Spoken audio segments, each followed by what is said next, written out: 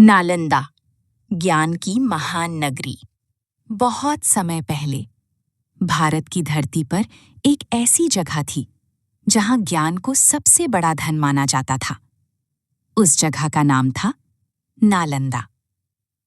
हरे भरे पेड़ों, विशाल मंदिरों और शांत वातावरण के बीच बसा ये विश्वविद्यालय पूरी दुनिया में प्रसिद्ध था। एक छोटे से गांव में रहने वाला एक गरीब लेकिन बुद्धिमान बालक था, आर्यन।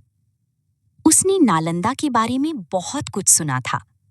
उसका सपना था कि वो भी एक दिन वहां पढ़े। लंबा सफर तय करके आखिरकार वो नालंदा पहुंचा। विशाल द्वार, ऊंची इमारतें और हजारों विद्यार्थियों को देखकर उसकी आंखें आश्चर्य से भर गईं। लेकिन नालंदा में प्रवेश आसान नहीं था। यहाँ केवल वही विद्यार्थी प्रवेश पा सकता था जो ज्ञान और बुद्धि की परीक्षा में सफल हो। नालंदा केवल एक विश्वविद्यालय नहीं था, ये ज्ञान का महासागर था।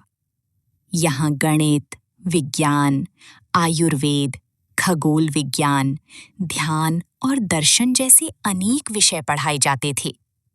हजारों गुरु और विद्यार्थी दिन रात अध्ययन में लगे रहते थे। विशाल पुस्तकालयों में लाखों पुस्तकें सुरक्षित रखी गई थीं। उन पुस्तकों में सदियों का ज्ञान छिपा था। पहली बार नालंदा के सबसे बड़े पुस्तकालय धर्मगंज में पहुंचा। वहां चारों ओर अनगिनत पुस्तकें थीं। पुरानी दीवारें, जलते दीपक और शांत वातावरण उस जगह को रहस्यमयी बना रहे थे। उसी समय आर्यन को एक प्राचीन पुस्तक दिखाई दी। उस पुस्तक में प्राचीन विज्ञान और ब्रह्मांड के रहस्य लिखे थे। समय बीतता गया और आर्यन ज्ञान में निपुण होता गया। वो नई नई खोजें सीखने लगा। कहीं विद्यार्थी तारों का अध्ययन कर रहे थे, तो कहीं वैद्य नई औषधियां बना रहे थे। लेकिन समय हमेशा एक जैसा नहीं रहता। एक दिन नालंदा में खबर पहुंची कि विदेशी आक्रमणकारी तेजी से इस ओर बढ़ रहे हैं। पूरा विश्वविद्यालय चिंता में डूब गया। गुरुओं को सबसे ज्यादा चिंता उन पुस्तकों की थी जिनमें सदियों का ज्ञान सुरक्षित था। फिर वो भयावह रात आई जब नालंदा पर हमला हुआ। चारों ओर आग और धुआं फैल गया। विशाल पुस्तकालय जलने लगे।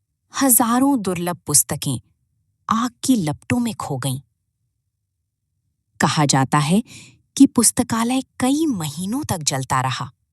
नालंदा भले ही खंडहरों में बदल गया, लेकिन उसका ज्ञान कभी समाप्त नहीं हुआ। कुछ विद्यार्थियों ने पुस्तकों और शिक्षा को बचाकर दुनिया के अलग-अलग हिस्सों तक पहुंचाया।